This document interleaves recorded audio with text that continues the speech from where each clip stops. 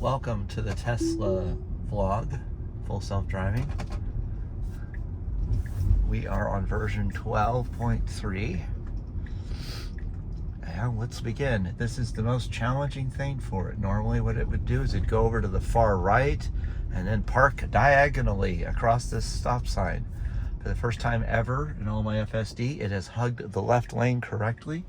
We have a car coming on our left, a car coming on our right. We could have made that left turn safely, but it didn't. We still have a car coming on our left and right, and after these two cars it should be able to go. Okay, it has decided to wait for a couple more cars that way, and we're sticking out in the street while a car is coming on our left, and as a matter of fact the car is having to turn, it had to get over a lane so that it didn't hit us. That is a fail. Because it shouldn't have pulled out, it failed. But it's still, that's not good. Now, I would say, I've heard somebody say that they're trying to rate this, is it ready for RoboTaxi? That's not ready for RoboTaxi, obviously. There are two lanes on either side of the road, as you would notice. And fortunately, we're early enough in the morning when there's not a lot of traffic. Right turns, probably going to be good. Oh, that's interesting. It's at a little bit of an argument with itself over the yellow light. It had the right of way to go at that yellow light, but it did not. It was confused, so it kind of slowed down and kind of went, but it did not completely stop.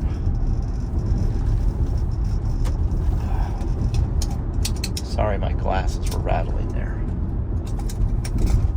Let's see if that works. Okay. This is a relatively smooth part of the drive here. Let's talk about this RoboTaxi thing for a minute. I have to admit that initially I was under the idea that if I got a Tesla with full self-driving, that I could unleash it to go make money while I wasn't driving it. And there was a guy on YouTube that kind of broke down what the RoboTaxi pricing model would be, and it was basically where I would be left with 10% of the fare. And I said, well, okay, that's not really incentivizing. I'm not saying it's unfair, I'm just saying that's not really exciting to me. And so I'm no longer in the camp of I would want FSD for my car to be a RoboTaxi. There's a lot of other things. You guys can actually, I'd love it. Comment below what you guys would think would be good or bad about RoboTaxiing your own Tesla and FSD.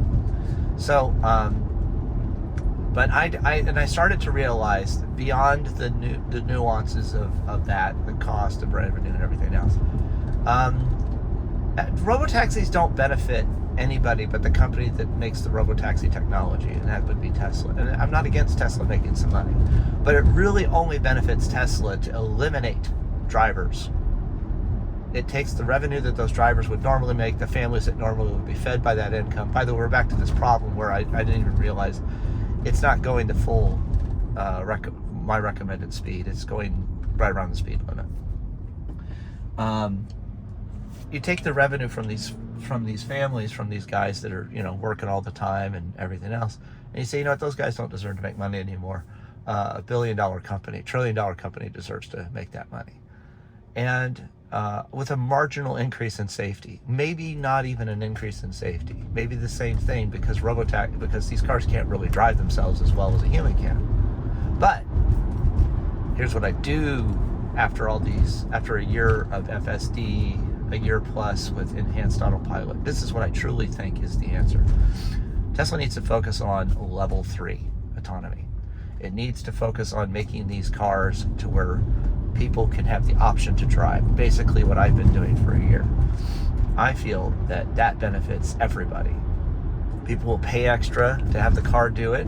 The insurance companies should give a discount because you're using it, because you have it and you use it. It doesn't need to be a rating system, it just needs to be a percentage. What percentage of your driving time is FSD engaged?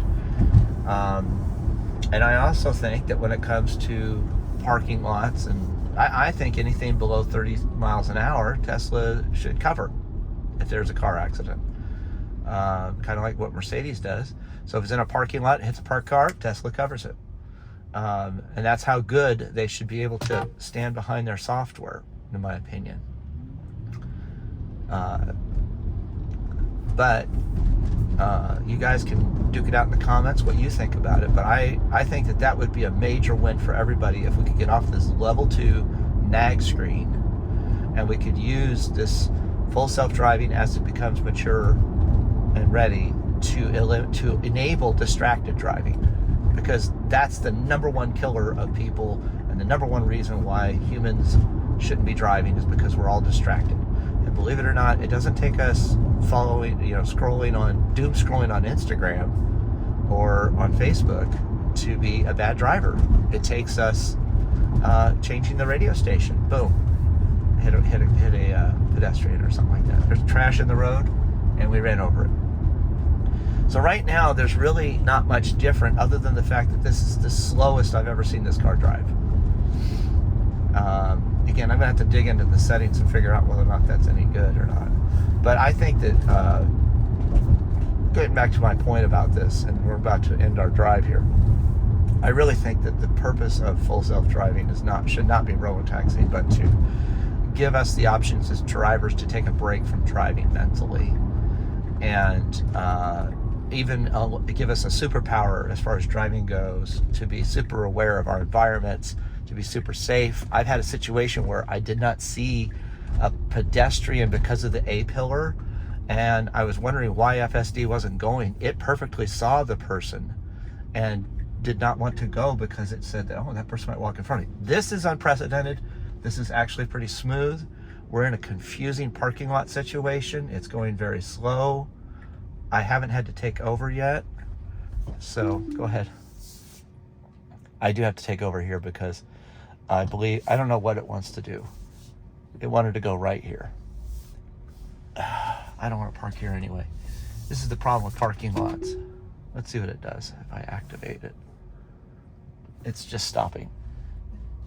Oh, I gave it the accelerator. All right, we can't take it anymore.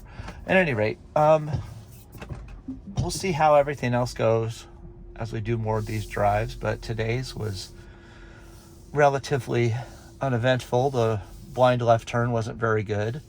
Once again, I don't think it helped me. It suggested to help me parking. Right there. So I like to have the line for the parking spot be just in my visibility of my camera. And that usually means that I'm perfectly in my spot. So at any rate, there's another drive. And I'll talk more about this RoboTaxi versus level 3 stuff in my next video. But I really think that version 12 right now is a major step forward as far as the things that I've seen that embarrass me. And I mean the things that make me feel like I'm a drunk driver. But as far as the speed limit thing, I don't know, that's a downer, because I would say that, it's perfectly safe that you drive at the speed limit, but I don't think that we should be. I'm gonna get a lot of honks and a lot of dirty looks and a lot of road rage if I don't drive what people like to drive around here. Thanks for watching. Like, comment, subscribe, put timestamps in the comments so I know what particular thing you find interesting. Thanks.